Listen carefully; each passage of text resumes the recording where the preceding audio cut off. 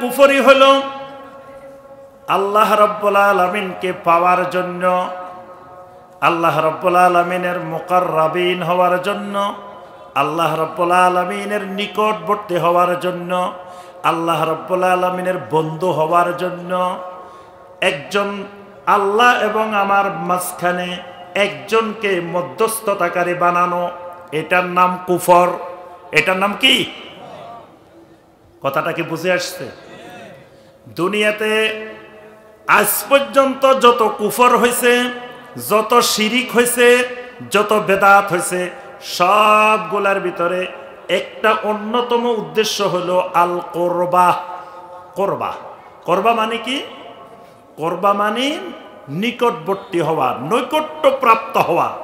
যতজন পৃথিবীতে কুফরি করছে, উদ্দেশ্য ছিল এই কুফরির মাধ্যমে আল্লাহর মুকাররাবিন হবে।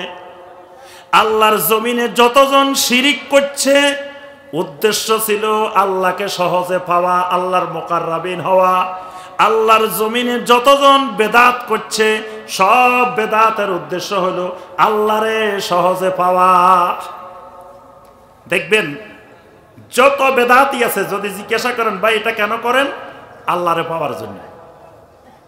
ভাই আপনি আল্লাহ রসুলের তরিকা থাকতে, সাহাবায়ে কেরামের তরিকা থাকতে আপনি কেন চিশতিয়া তরিকার অনুসরণ করেন? আপনি কেন কাদেরিয়া তরিকার অনুসরণ করেন?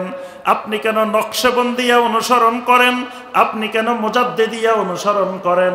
আপনি কেন সোহরাওয়ার্দিয়া অনুসরণ করেন? আপনি কেন সাবেরিয়া, চিশতিয়া সাবেরিয়া অনুসরণ করেন? আপনি কেন চিশতিয়া নিজামিয়া তরিকা অনুসরণ করেন? জিজ্ঞেস করি দেখেন। আল্লাহ রসুলের তরিকা আছে, তা আল্লাহ রসুলের তরিকার বাহিরে আপনি এইসব তরিকার দরকারটা কি? সে কি উত্তর দিবে?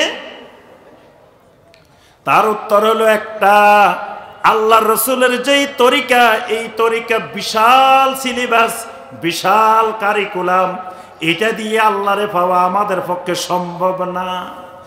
আমাদেরকে এমন একটা শর্টকাট সিলেবাস বানাই দেওয়া হয়েছে, চিশতিয়া সাবেরিয়ার মাধ্যমে, চিশতিয়া নিজামিয়ার মাধ্যমে, মুজাদ্দিদিয়ার মাধ্যমে, নকশবন্দিয়ার মাধ্যমে।